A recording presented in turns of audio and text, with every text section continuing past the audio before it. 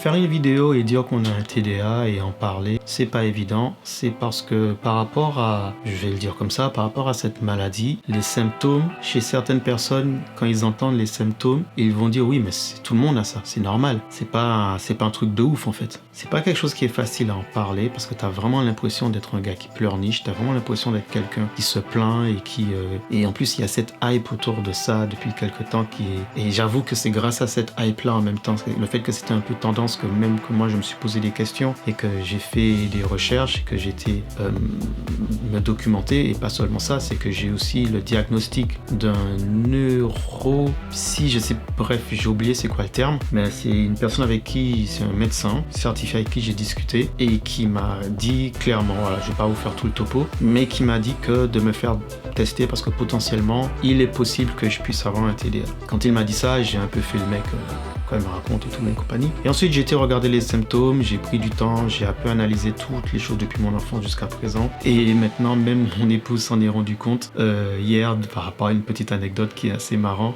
Private joke, elle l'a vraiment vu. Alors, les vidéos qui vont suivre sur ma chaîne, ce seront des vidéos qui de temps en temps je vais faire et qui ont pour but juste de mettre sur mots, de mettre en visuel des petites tricks, des astuces, je sais pas comment je peux qualifier ça, mais je vais juste mettre en avant comment je fais par rapport à ce trouble-là, puisque c'est un trouble.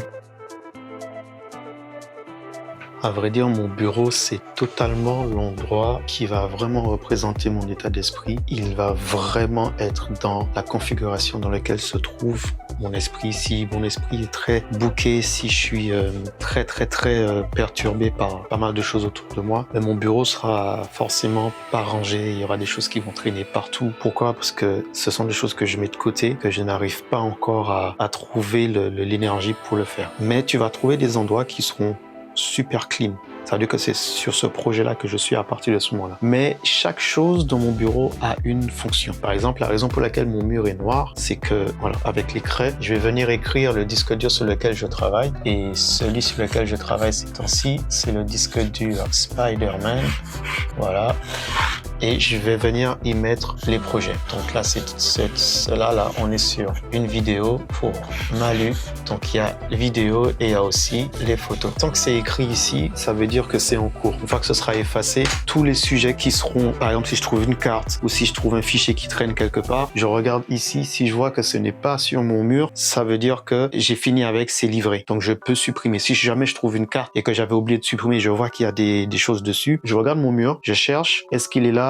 Quel que soit l'endroit, je regarde où il se trouve, sur quel disque dur. Si je ne le vois écrit nulle part, mais ça veut dire que je peux formater la carte SD. Franchement, c'est que des trucs mémotechniques. J'en ai besoin. C'est pas une vraie pochette de carte. Pourquoi? Parce que comme je sais que c'est pas une vraie pochette de carte, toutes les cartes que je vais mettre dans ça, je sais que ce sont des cartes que je peux formater, que je peux utiliser. Parce que des fois, je peux prendre une carte et je suis en train de l'utiliser sur l'ordi et je regarde, il y a un projet dessus sur mon tableau et je vois que elle est nulle. Je ne formate pas mes cartes depuis l'ordi, je les formate depuis le boîtier parce que le boîtier va venir installer son propre système d'organisation. Donc je peux prendre cette carte et la mettre directement dans ce boîtier. Et comme ce n'est pas un boîtier pour cartes, je sais que toutes les cartes qui sont ici sont des cartes que je peux formater à l'aise sans me prendre la tête. C'est vraiment pas évident d'en parler parce que quand on parle, je vous promets, hein, les symptômes, si je vous trouve, si on fait un truc tout simple, hein, je vais vous trouver les symptômes de mon TDA, de celui que j'ai, je vais vous les énumérer. Vous allez voir de vous-même, vous allez vous dire oui mais tout le monde a ça. Le profil de TDA que j'ai, c'est l'inattentif. C'est un profil qui est plus difficile à détecter car il n'a pas de composante d'impulsivité ou d'hyperactivité. Il est très discret. Et les gens qui suivent cette vidéo-là pour mon entourage, vous avez dû le remarquer, personne n'aurait pu se dire que j'avais un TDA. Personne. Même moi, je ne le savais pas.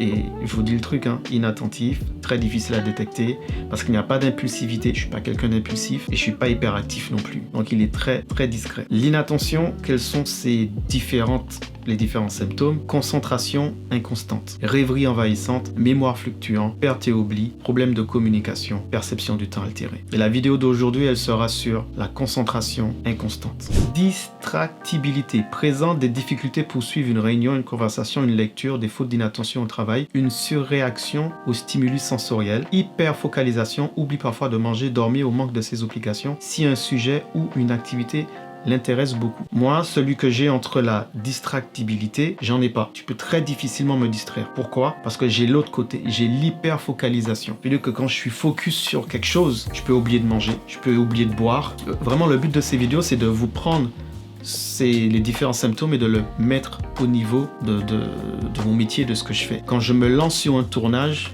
que ce soit mariage, que ce soit événementiel, que live, vous ne me verrez pas prendre de pause. Parce que tant que c'est pas terminé, je ne peux rien faire d'autre. Si jamais je fais autre chose, mon cerveau va se concentrer sur cette chose-là et ça va être très difficile pour moi de revenir dans ce que je faisais avant. C'est pour ça que j'ai énormément de mémotechniques, de choses et de manières différentes pour gérer certains points et pour gérer certains sujets. Par exemple, ce que j'ai présenté avec vous dans cette vidéo, c'est comment je gère, c'est tout bête, hein, mais comment je dois me comporter, me focus pour gérer les différents moments où je vais transférer des données sur une carte à une autre. Parce que si je n'ai pas de mémotechnique, si je n'ai pas de manière de faire, il suffit que je sois distrait un petit peu et j'oublie où j'ai mis la carte, j'oublie si j'avais déjà enregistré, j'oublie sur quel disque dur je l'ai fait, j'oublie si j'ai pas mis ce sujet-là sur une autre carte. Donc j'ai une méthodologie que je suis et que je respecte et que je ne me déroge pas. Je vais l'améliorer, mais elle va toujours suivre le même procédé. Le côté hyper focus, ça c'est sûr que je l'ai. Et si tu l'as, ce que je peux te conseiller à faire, c'est arriver à te mettre une timeline. Mets-toi une timeline dans ce que tu fais. Par exemple, quand je suis hyper focus dans où est quelqu'un avec toi qui peut te le rappeler. Quand je suis dans un événement, par exemple, je te donne celui de mariage, dans mon programme à moi, je mets dans le programme, je l'insère le moment pause ou mange ou bois. Je l'écris vraiment et ça me permet de me dire ok, je prends une pause, mais dans la pause j'écris transfert de données. En fait, ça m'empêche et ça m'évite de me détacher de l'événement en lui-même. Mais je profite aussi pour manger, pour boire un peu, pour me poser.